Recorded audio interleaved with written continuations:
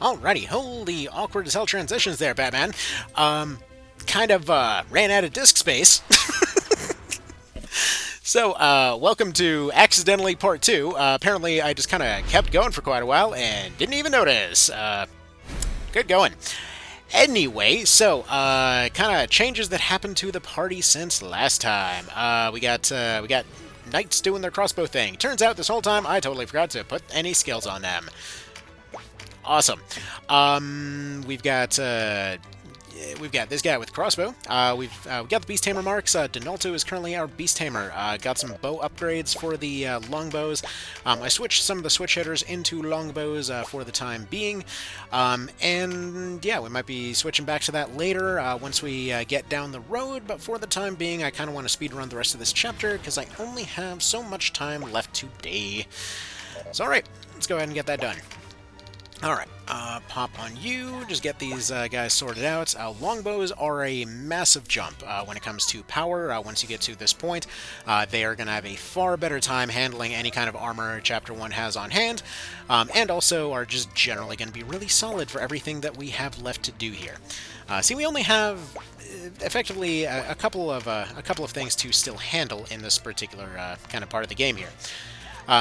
We got those guys, which, extra range on the longbow, I should point that out. So we get extra range, we get extra penetration, and we get a little bit better scaling damage. But on top of all that, we really only have a couple of major things left in the chapter. We've got Nibeth, that's going to be coming up later. We should be able just to quickly burn him down and go home. From there, we also have the big old downhill when it comes to Belmusa. Nothing really too scary there, and we have Gamp's Griffins. So that's going to be the big scary one. So that's again the entire purpose of why we have an ice longbow to begin with. Because Breach, Ice Longbow, one solid Tremendous there will do the job just fine. So yeah, now. One thing that I was going on a long friggin' tangent about that I, unfortunately, again, apparently ran out of friggin' disk space for. Yeah, one of the downsides of a Steam Deck, you know? Occasionally you'll forget, you'll miss the little notification, and, well, the rest, as they say, is wasted time. So anyway, one thing that I was going on about is it's funny how they have so many little teaching moments in this game, and then just, like, in an almost petty sense, like, refuse to actually elaborate further. Like, for example, they have all of these moments in the early section of the game that are clearly meant to clue you in, but realistically, no new player is actually going to ever figure them out. So, for example, like, you have these moments where your initial starting archer is going to be fire, and they're going to be they're going to be water, and they're going to be firing on a whole bunch of fire units. And it's like, okay, great, they're teaching us about these elemental strengths and weaknesses, but realistically speaking, who picked up on that their first time through? They're like, no, the archer's pretty good and then fell off at the end of Chapter 1. Or, Aracel is super strong and not just surrounded by water units when you get a hold of her. They're constantly trying to teach you how the thing works, but you're probably not picking up on that your first time through. And the same thing goes for stuff like this right here, where they're like, okay, here's a bunch of rain maps. Like, I remember in the first section of the Resonant Arc podcast, they're like, oh, a lot of the rain events are going to be set only for Chapter 1, and specifically it's there to be like, hey, look, this rain is affecting your accuracy so much. Then you immediately go into swamp maps, and they're like, look, every time you're sitting on a bad tile here, you are completely fucking up your accuracy. And who's picking up on this, you know? Like, I guarantee you nobody picked up on this. Like, what they should have done, first fight, when you're going into Tynemouth Hill, they should have had Canopus fly out, drop a Breach bottle on that first soldier right in front of you, right from the very top. Teach you what Breach does right then and there. Have him point out, like, look, this is going to increase the damage against this guy a lot, and also look at what your archer's doing over there. You should go take that archer and fire it on this one and see what happens. And so you do, and it's like, oh, wow, they got fucked up real good. And so, hey, teaching moment, you know? But alas, it was not the case. Now, we're going to leave the Fizz card there for Canopus. I want to have him rush down Mr. Dudeman. We're just going to go ahead and blowgun you, work on your skills a little bit. Dude guy over here is going to just move forward and fire. Get his skill ranks as you do. Alright. They get that Thunder Flare and all of that. Yes, yes, get out of here, lady. appreciate the random healing, but I think we'll be alright. So we just take out all their fancy magician-y likes over here, and then we'll be all set to go, I think. Alright, let's pick up one Fizz card over here. If we can pick up a crit card or something, that'd be fan-frickety-tastic. Natural crit over there would have been pretty handy, but again, was just not feeling like being the case, apparently. Also, I just noticed one of the little changes I made that I probably should have mentioned is that, yeah, Ravenous is going to be running Crossbow, obviously. If we can change people, we will.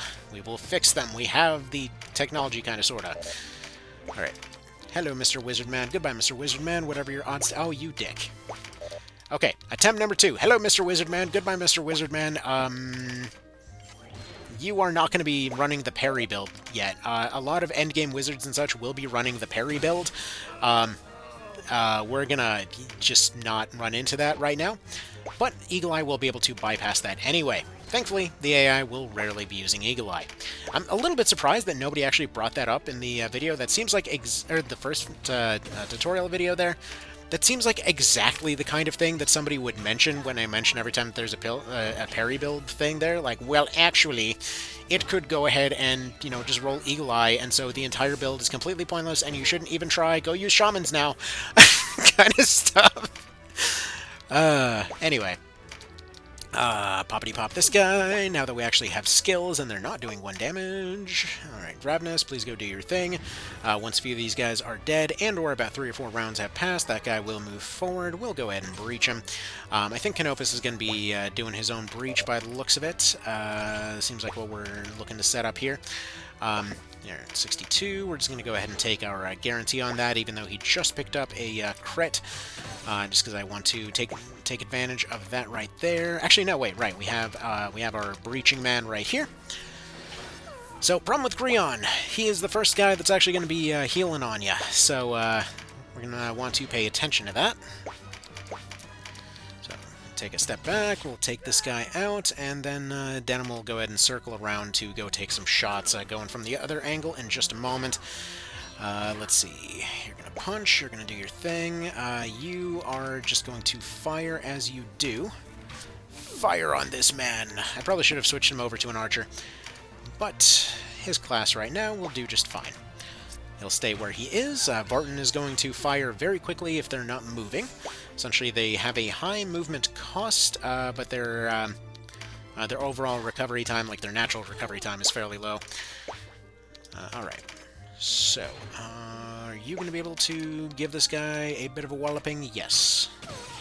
It's not too much, but it's something. Again, so once we have access to more tools down the road, we'll have access to more tools down the road. Also, we might have just lost our Beast Hammer for good. We'll see if we have the ability to go revive him yet. We'll see. One thing at a time, you know? One thing at a time. Actually, it would be nice if Canopus could take his turn, use his nice high movement to go pick up that Fizz card over there, hopefully speed this process up a little bit. See if we can take a few more shots on Grion. Yeah, the bow is gonna... As you can see, despite stat differences between the different units, they're going to consistently be doing similar numbers versus this guy. Just because right now, it's primarily the bow doing the work, not necessarily the other stuff. Alright, you can take a shot on this guy right there. What's Grion gonna do? Does he even have the movement? Okay, he does have the movement. Canopus moves soon. Birdman's not going to be able to grab that card. Let's see. You're going to do more of the same. In his particular case, he doesn't have a ring. So that's probably more than likely what's happening there, because the ring gives you slightly better penetration. So there we go. Take your shot on him. If there's a crit card, I would like to have that on him, but this is going to speed up our kind of hacking through of this guy's health, as it were. And really, that's what the cards do for this version. That in the older version, when you ran into these situations that there was just a lot of defense or whatever else, especially if you were doing a challenge run or something, it mostly became an equation of how long are you going to hold out. And in this particular case, you occasionally have those cases where you can be like, okay, I can just multiply my my offense by one means or another, and it just lets us carve through a bit better. If we've already found the opening, we've already solved the problem, it doesn't become a, are we able to sustain this for the next half hour kind of equation, you know? Which again, you know, different game approaches for different moods, as it were, but it's one of those things that's generally made it a bit more approachable. All right, they're gonna take a shot there. They're gonna die. Fantastic play. Well played. Wonderful gambit, as they say. Okay. Get our tremendous. Get our longbow. Use it to shorten that guy's life. If only he didn't parry. Dang it. Yeah, you gotta love those moments when sometimes somebody will just get like friggin' 4 or 5 parries off in a row. And it's funny because they, like, one of the reasons, case in point, one of those reasons that they actually obscure so many of the numbers in this game is specifically for stuff like that, because it just creates an almost kind of supernatural quality to just random NPCs every now and then, of like just like kind of that almost like Elder Scrolls effect kind of going on, where it's like you don't know what the hell's going on or why this guy is doing what he's doing or how, but suddenly this one NPC is just, you know, escaping out of the software and ruining ruining your situation, you know? That they've just transcended their medium and become something else and something terrifying. It's just an interesting little thing there. All right.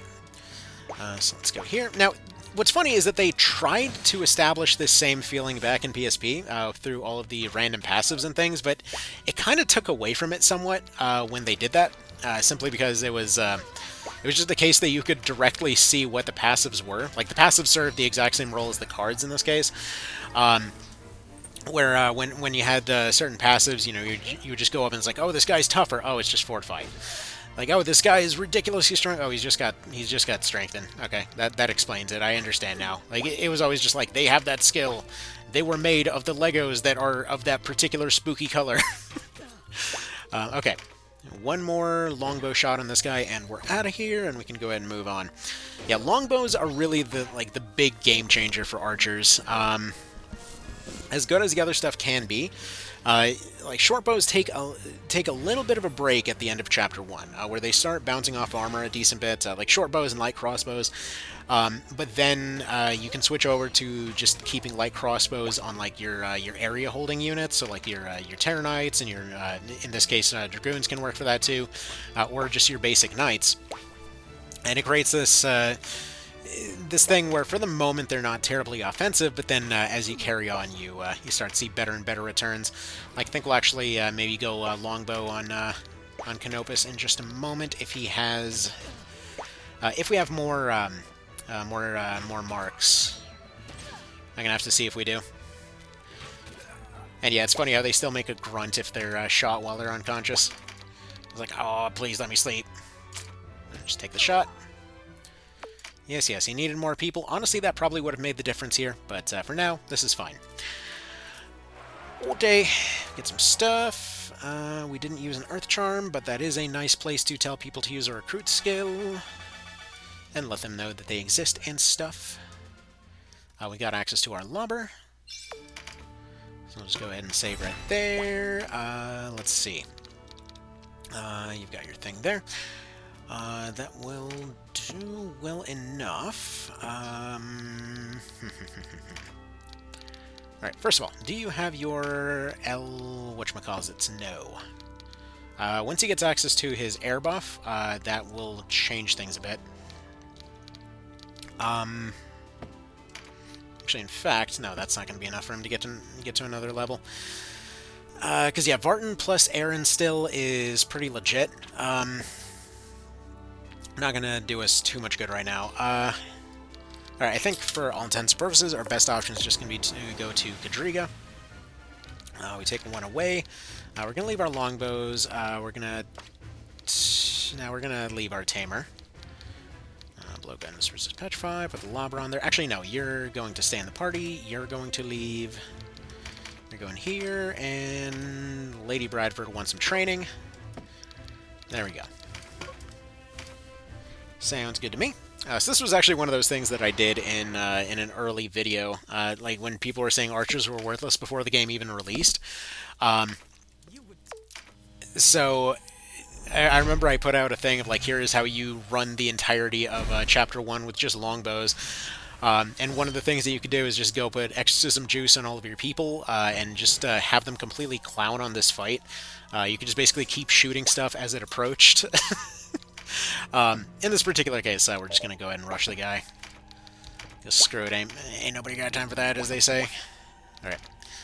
So first of all, plume on you. Everybody else is just going to be rushing forward to cause a distraction, so we're going to have archers firing, soldiers running forward as they do. You're going to go over here. You're already buffed. We went ahead and pre-buffed him with somebody else, just to make sure that he's going to get to his destination a little bit faster. More than likely, once we get to Nybeth, considering that the breach trick works when you're at the lowest possible level here, and this fight is going to stay at the lowest possible level, more than likely we don't even need the breach here, but we'll see. So you go forward here. It's going to be one of almost no cases in the game where levels are actually going to matter.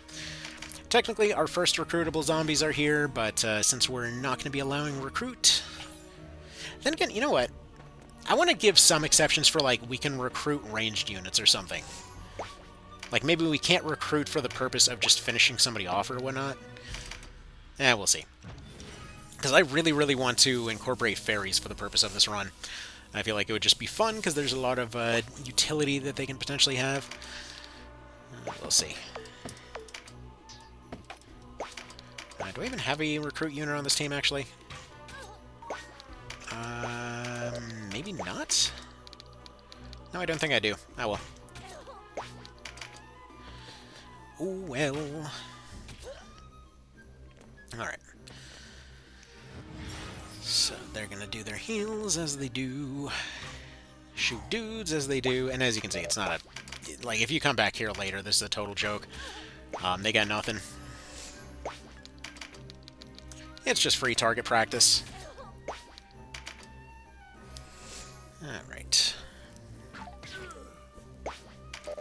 Yeah, we're not even going to need the breach, I don't think. Because, yeah, what would you do with this crossbow?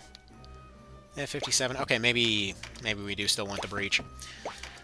Oh, well. Move over here. Take a Shooty McShooterson over at this guy. Alright.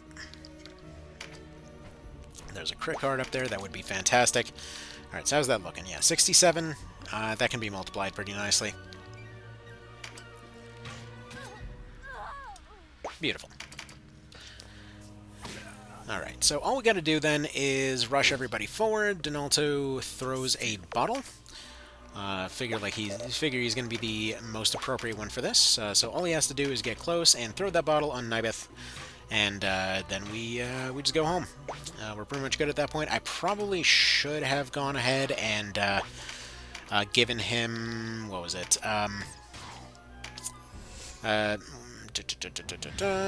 Probably some kind of healing item, and probably should have also...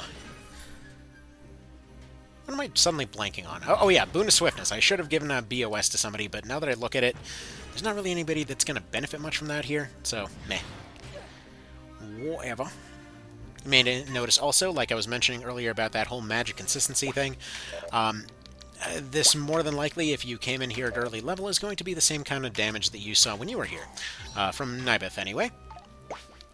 Technically speaking, it's also resisted by how high your level is, but either way, you're going to be seeing similar damage. Like, if this guy was an archer boss or something, like the reason that you don't see archer bosses until late into the game, outside of one particular one, the way that they can quickly scale out of control tends to make them pretty scary bosses. But if you make all of your bosses either melee or wizards, they're going to be fairly consistent and or close range, so less frustrating for people and all that.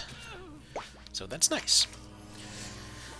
But he's going to keep sending his people forward. They're going to keep getting knocked down as they do. Maybe... Let's see. What range is your lobber at this point? We'll give him one more round. Just kind of send him over here. Alright, let's see. One crossbow over in this direction. Can you hit that skelly? You sure can. go ahead and Tremendousify it and take a bit of a shot. Now, to me personally, this whole rule set is one that I was really looking forward to, because this is basically how I played my my first playthrough of the original PSP version. It was like, at first I was going for spears and things, and was really liking spears, and then tried out crossbows, and like, man, these crossbows are kind of ridiculous. And then I saw they had basically a grenade attachment to the crossbow, and like, I really want that.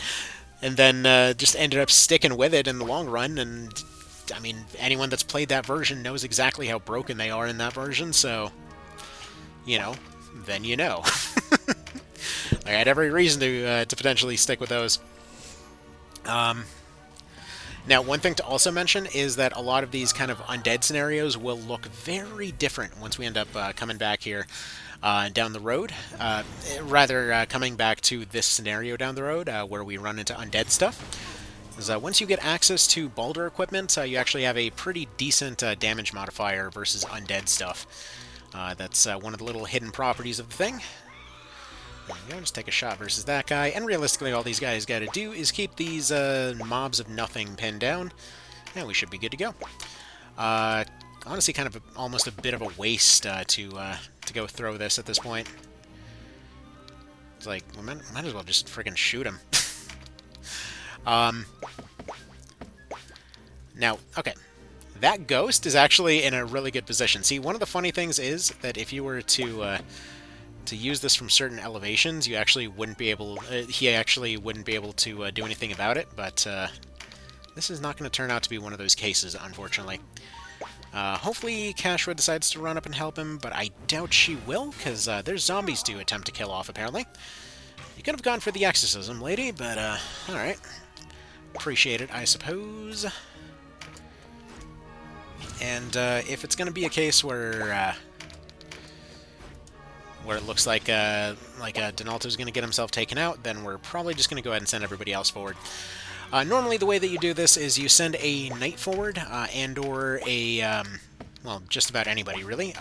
You send everybody else to go attack whoever is nearby them, and then at that point, whoever has a mead can go ahead and get close to Nibeth, and you know, it kind of just does their thing.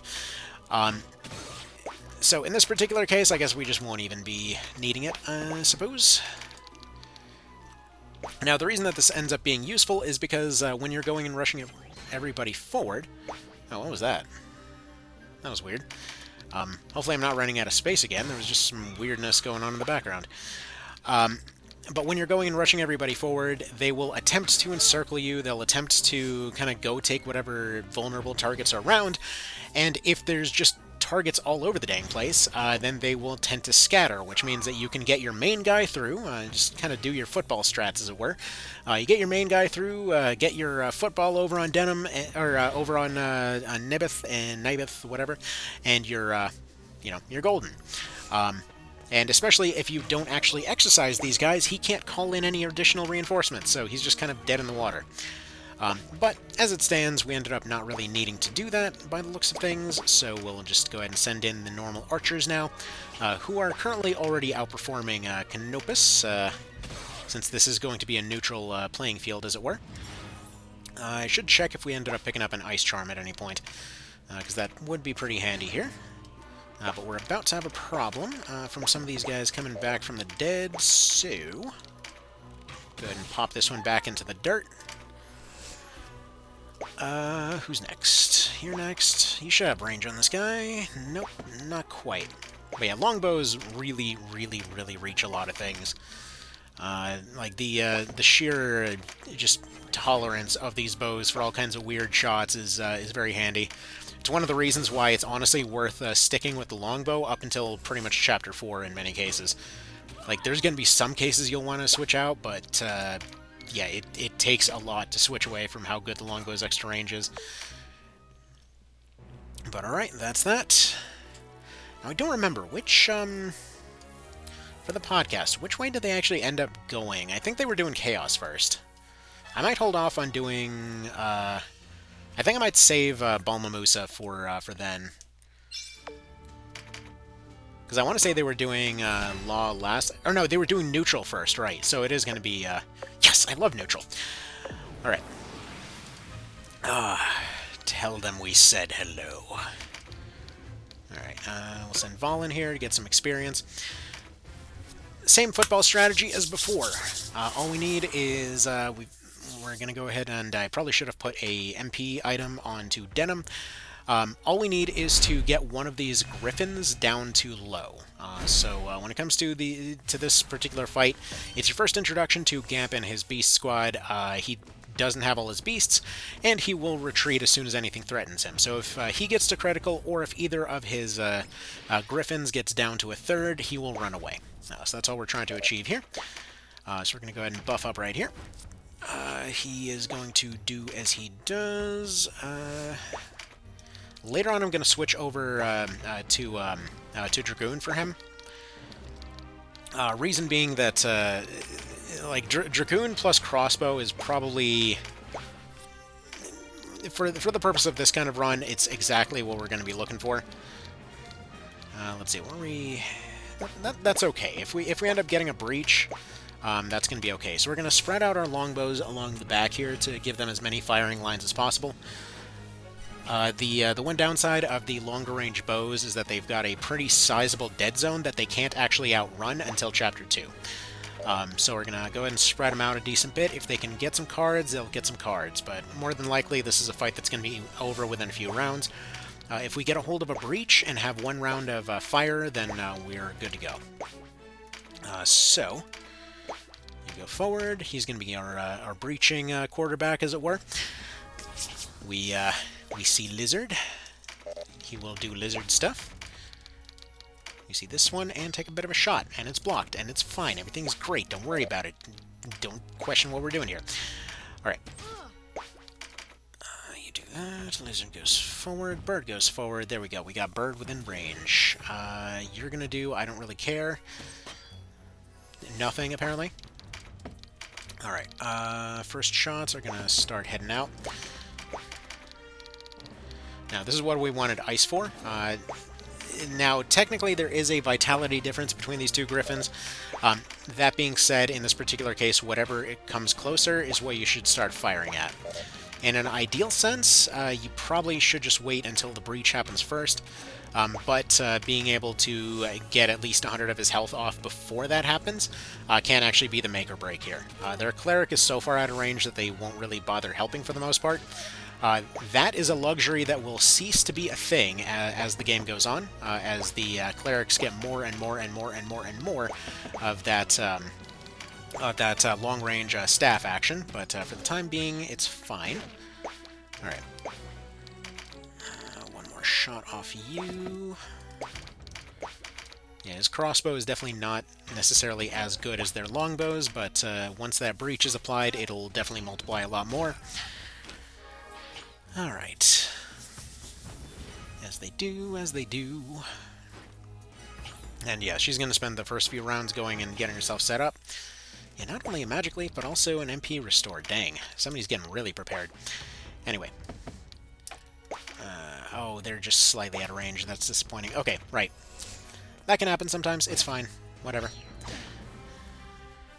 Also, for the purposes of this run, I'm not going to invalidate it, because they're doing counter punches. I'm pretty sure nothing's going to be threatened by those. Oh no, I've been slapped. What are we possibly supposed to do? Alright.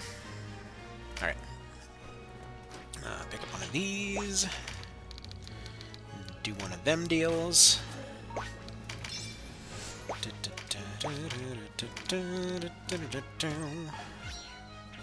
Nice.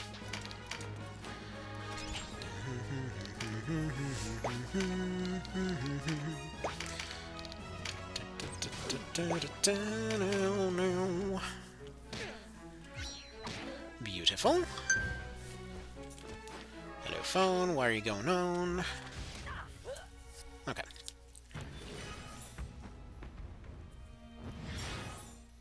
Come on, just a little bit more now. I mean, is it even worth doing the breach anymore? I think just for the purpose of showing it off it is. Dinalto is about to get his turn anyway. Okay. Also, one minor technical thing, but if you have the option to use something at close range, it will cost you less recovery time than if you threw it. So we'll just go ahead and do that, get him out of the way in case somehow he's blocking any shots, and let's go start hammering. This should be checkmate right here. So they're up to 60 from 40.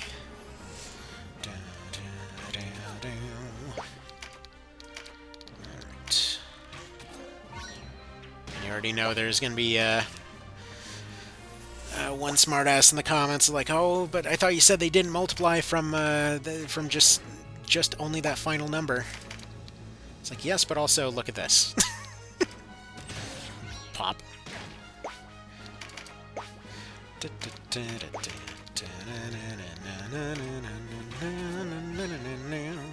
And we're done. Alright. So that'll be that. I'm going to cut it off there for the moment. Basically, all that needs to happen in this next section is to just fire at a bunch of randos that are sitting still. This is what we call not a frickin' challenge. So, we're going to save that slaughter for the next time. Oh, right. It is neutral that they were doing. That was already confirmed, wasn't it? Well, we can temporarily switch you over to longbow then. Who else is a crossbow and would like to be a longbow? In fact, why don't we... Actually, do you have your buff yet? No, not yet. Actually, do we have more class marks for you? No. I'm gonna keep Ms. Barton then. As much as he'd probably hit pretty darn hard as an archer, we're gonna keep him as a Vartan for now. Alright. We should have... Oh no, they stole our ring. Right. Do we have this thing? No, it got stolen. What about this thing? Also stolen. Well... Whoops. Anyway. Because they... Wait. Am I remembering something wrong? Or am I thinking... Was that the One Vision one? Okay, never mind. Never mind. I'm completely getting brain frazzled here. Okay. What we need is a ring. So let's go ahead and buy a few of them offense rings and then quickly wrap this up. Alright. You get ring. Ring. As I keep spazzing about and hitting random buttons. There we are. Lastly, let's go ahead and pick up a few more things here. So what we want is... No, that's going to be later. We're going to run into some poison later. We're going to want some healing items. So go ahead and pick up some salves. Go ahead and pick up a couple of these, actually. If we want to go ahead and sell some stuff.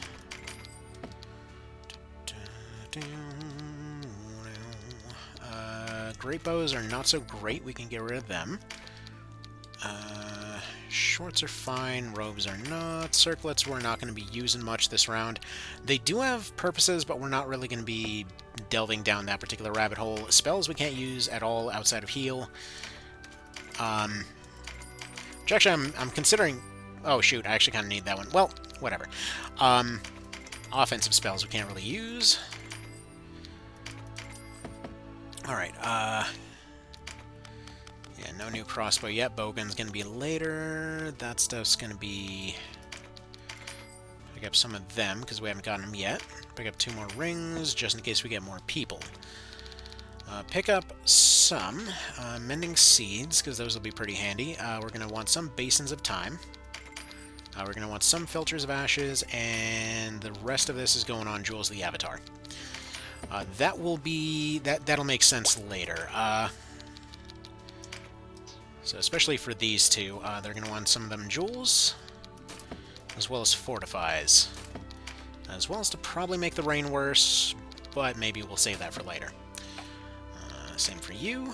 1 fortify, 1 dodge, and 1 of them, please. Actually, on top of that, we probably want some breaches, too. Are we going to have enough breaches? I feel like we probably want more of them.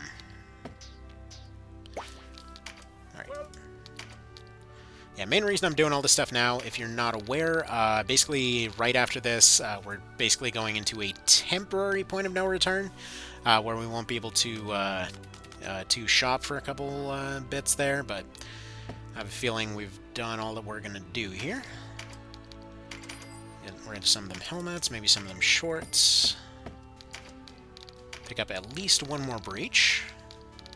This is pretty much a paranoia setup, to be honest, but whatever, better safe than sorry, you know? And then one brand of the sacrifice for one very particular person. Which for that, we're going to put that on you. Here, let's put that on you.